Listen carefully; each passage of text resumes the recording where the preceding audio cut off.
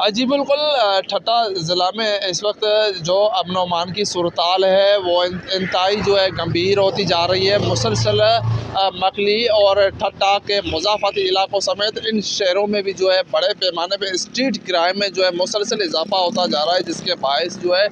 लोगों का जीना मुहाल हो चुका है। यहाँ पर जो कारोबारी हज़रात जो है वो भी जो है इन चोरों और लुटेरों के खौफ से नढेहाल है। वो अपने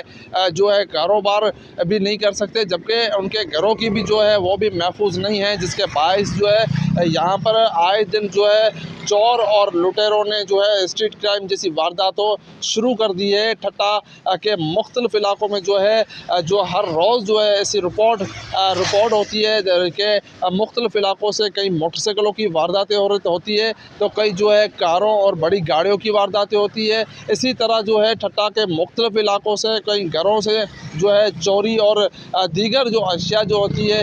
उनकी जो है चोरियाँ होना भी मामूल है। इस सूरत हाल पर जो है ठट्टा की आवाम ने इंतहाई तशवीश का इज़हार भी किया है।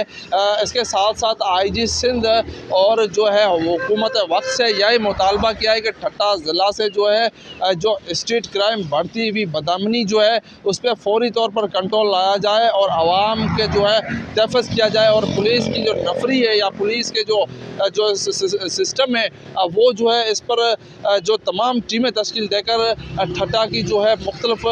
इलाकों में नफरी तैनात करके लोगों में जो है खौफ व हरास है वो ख़त्म करके चोर और लुटेरों के ख़िलाफ़ ताबड़तोड़ कार्रवाइयाँ की जाए। जी।